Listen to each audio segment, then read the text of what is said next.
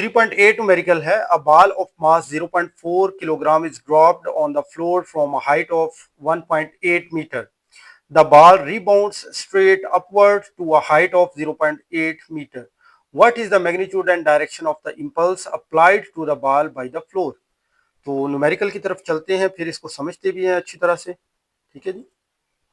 Numerical को solve करने से पहले आप ये डायग्राम देखें जरा. 0.4 किलोग्राम का मास है, इसको हमने ड्रॉप करवाना है. ड्रॉप का मतलब है कि initial velocity v I is equal to 0. तो एक तो ये डाटा आपने खुद से अखज करना है. ठीक है जी. अब इसको हमने ड्रॉप किया है. जो H1 हाइट है, पहली हाइट है, वो कितनी है जी? 1.8 मीटर.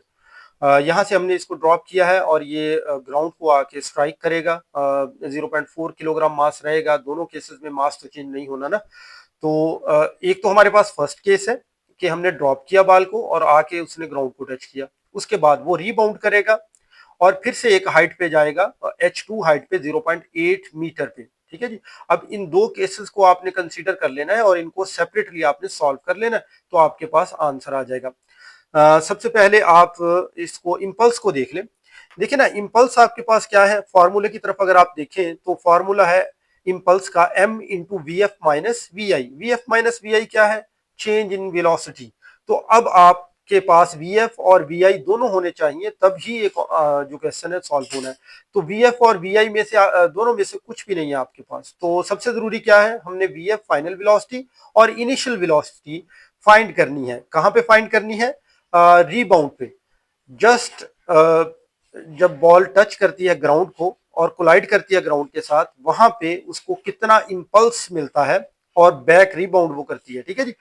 तो उसके लिए हमें एक तो फाइनल वेलोसिटी चाहिए फर्स्ट केस की, कि वो किस वेलोसिटी के साथ आके बॉल टच करेगी ग्राउंड को. उसके बाद जब वो रीबाउंड करेगी तो उसकी इनिशियल वेलोसिटी क्या होगी. ठीक है जी. तो ये दो वेलोसिटीज हमें चाहिए. ठीक है जी. एक डाउन आते वक्त, अगर आप डायग्राम को देखें ना, एक तो ये बॉल नीचे आ रही है ना, just before touching the ground V F velocity क्या होगी? वो इसकी फाइनल वेलोसिटी होगी, वो हमने फाइंड करनी है. और ग्राउंड को इसने टच कर लिया. अब इस कोलिजन की वजह से जाहिर बात कुछ एनर्जी जाया होंगी. वो एनर्जी जाया होने के बाद ये रीबाउंड करेगी. अब जब रीबाउंड करेगी तो ऊपर को जाने से पहले जो इसकी वेलोसिटी बन चुकी है, जो इसको इनिशियल वेलोसिटी मिलेगी ऊपर को जाने के लिए, तो वो क्या होगी? इसकी वी आई होगी.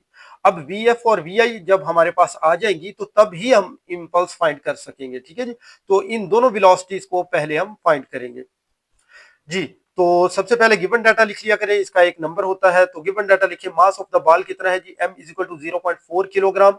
इनिशियल हाइट, जो पहली हाइट है जहां से हमने इसको ड्रॉप किया है, वो हाइट है H1 is equal to 1.8 metre. इसी तरह फाइनल हाइट जो रीबाउंड के बाद ये जिस हाइट तक जाता है वो है 0.8 मीटर. तो ग्रेविटेशनल एक्सेलरेशन यहाँ पे यूज होना है, ये याद रखें. ए यूज नहीं होना, यहाँ पे जी यूज होना है, ग्रेविटेशनल एक्सेलरेशन, क्योंकि ये सारा केस अंडर ग्रेविटी हो रहा है. ठीक है जी. तो इंपल्स हमने फाइंड करनी है. और direction of impulse, direction of impulse का आपको वैसे ही पता है, रीबाउंड जब होना है तो ये ऑपोजिट टू द ग्रेविटी होगा, अपवर्ड डायरेक्शन होगी इंपल्स की. ठीक है जी.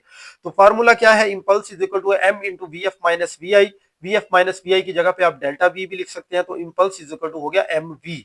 ठीक है जी. अब हम चलते हैं इसकी कैलकुलेशन की तरफ जी. तो कैलकुलेशन इसकी है, velocity of the ball hitting the ground at H1. वो वेलोसिटी क्या होगी? सबसे पहले हमने वो वेलोसिटी फाइंड करनी है कि जिस वेलोसिटी के साथ ये ग्राउंड को टच करेगा. उसके लिए हमने थर्ड इक्वेशन ऑफ मोशन लिख दी है. ठीक है जी. उसमें हमने ए यूज नहीं करना, जी को यूज करना है, क्योंकि ये सारा केस अंडर ग्रेविटी है. 2g H1 is equal to V F minus we I. We f square minus we i square. H1 लिखा है क्योंकि ये फर्स्ट केस है, जिस तरह से मैंने बताया है. यहाँ पे दो हाइट्स हैं, एक रीबाउंड होने से पहले और एक रीबाउंड होने के बाद. दो हाइट्स है हमारे पास. अब वैल्यूज पुट करें, जो हमने चीज फाइंड करनी है उसको आपने मतलब एक साइड पे रखना है और दूसरी सारी चीजों को दूसरी साइड पे ले आए.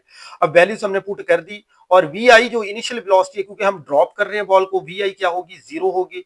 तो ये जो हमारे पास राइट हैंड साइड है, इसमें सिर्फ वी एफ स्क्र ही रह गया.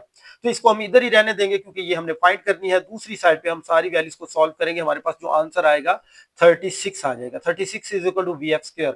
अब दोनों तरफ अगर आप स्क्वायर रूट ले लेंगे, स्क्वायर बना लें इनके पहले, उसके बाद स्क्वायर रूट ले लें, तो स्क्वायर कैंसिल हो जाएंगे. तो हमारे पास V F is equal to आ गया 6 मीटर पर सेकंड. ये वो वेलोसिटी है, ये जब हमने ड्रॉप किया और ड्रॉप करने के बाद बॉल ने just before touching the ground, V F कितनी होगी? 6 मीटर पर सेकंड. अब हमने दूसरी वेलोसिटी निकालनी है कि ये जब रीबाउंड करेगा तो इनिशियल वेलोसिटी क्या होगी। यहाँ पे इसकी इनिशियल वेलोसिटी क्या होगी h2 हाइट के लिए, ठीक है जी। अब फिर से हम इसको स्टार्ट करते हैं, ठीक है जी। तो velocity of the ball when hitting the ground at h2 height के लिए, h2 हाइट के लिए हम फिर से third equation of motion use करेंगे। यहाँ पे हम h2 केस लिखेंगे 2gh2 is equal to vf square minus vi square after the rebouncing the ball at height h2 the ball moves upward, ठीक है जी। तो अपवर्ड मूव करेगी तो यहाँ से आपको ये भी पता चल रहा है कि इसके जो इंपल्स है उसकी डायरेक्शन क्या है, वो अपवर्ड डायरेक्शन होगी।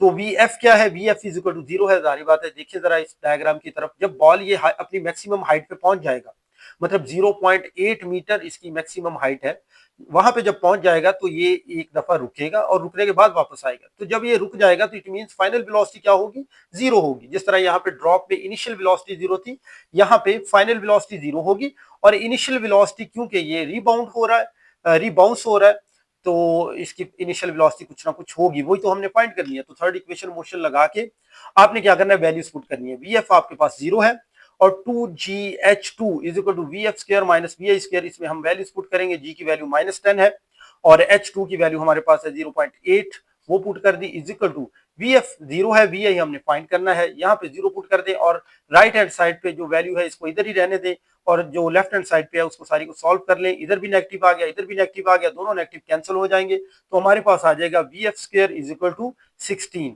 अब इसको 4 का स्क्वायर बना लें और दोनों तरफ अंडर रूट लेके इसको हल कर दे, तो आपके पास V I is equal to आ गया 4 मीटर पर सेकेंड, ठीक है जी। तो जैसे ही बॉल ने ग्राउंड को टच किया तो उसकी वेलोसिटी क्या थी, 6 मीटर पर सेकंड। जब जैसे ये ऊपर को गई है तो इसकी वेलोसिटी थी 4 मीटर पर सेकंड, ठीक है जी। यहाँ पर जो एनर्जी जाया होगी इंपल्स की वजह से, कोलिजन की वजह से, जो साउंड प्रोड्यूस होना है, जो हीट प्रोड्यूस होनी है, उसकी वजह से क्या हो जाना है, एनर्जी वेस्ट होनी है, जिसकी वजह से ये वेलोसिटी इसकी थोड़ी कम हो जाएगी, ठीक है जी। अब दोनों वेलोसिटीज आपके पास आ चुकी हैं, ठीक है। वी एफ भी आ चुका है, वी आई भी आ चुका है, तो इंपल्स अब आप फाइंड कर सकते हैं। तो ये डेल्टा वी आपने निकाल लेना है। डेल्टा वी वहां पे पुट करके भी निकाल सकते हैं, वो कोई मसला नहीं है। अलहदा इसकी वैल्यू निकालनी है, अलहदा निकाल लें। जिस तरह यहाँ पे हमने लिखा है कि delta V is equal to V F minus we I, तो ये हमने चेंज फाइंड कर ली है। तो हमारे पास जो चेंज आई है, क्योंकि जो हमारे पास वेलोसिटी है इसकी डायरेक्शन ऑपोजिट है, जो इनिशियल वेलोसिटी जो पहले निकाली है हमने, दोनों वेलोसिटीज ऑपोजिट डायरेक्शन में है, एक डाउनवर्ड है एक अपवर्ड है। तो इसका मतलब एक को आपको पॉजिटिव लेना पड़ेगा, एक को आपको नेगेटिव लेना पड़ेगा, ठीक है जी। तो हमने क्या किया है, जो फाइनल वेलोसिटी पहले वाली है डाउनवर्ड आते हुए, उसको हमने पॉजिटिव ले लिया है और जो ऊपर जाने वाली वेलोसिटी है उसको हमने नेगेटिव ले लिया, ठीक है। तो ये 4 के साथ हमने नेगेटिव लगा देना है, तो ये दोनों नेगेटिव पॉजिटिव हो जाएंगे। तो ये फाइनल वेलोसिटी हमारे पास जो चेंज इन वेलोसिटी आ जाएगी वो आई है 10 मीटर पर सेकेंड, ठीक है जी। तो अब ये वैल्यूज आप यहाँ पे पुट करें इंपल्स के फार्मूले में, m इज इक्वल टू है m into V F minus we i impulse.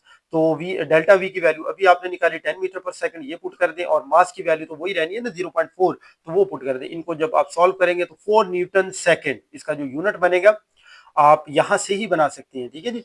तो इसका यूनिट क्या बनेगा, न्यूटन सेकंड, ठीक है। क्योंकि इंपल्स बराबर होती है एफ क्रॉस टी। अगर आप इसका फॉर्मूला देखें तो हम किसको इंपल्स कहते हैं, एफ क्रॉस टी को, ठीक है जी। तो वहीं से ये बन जाएगा न्यूटन सेकंड। इंपल्स का जो यूनिट है वो न्यूटन सेकंड होता है। तो ये आपका आंसर आ चुका है। चलते हैं जी अगले न्यूमेरिकल की तरफ।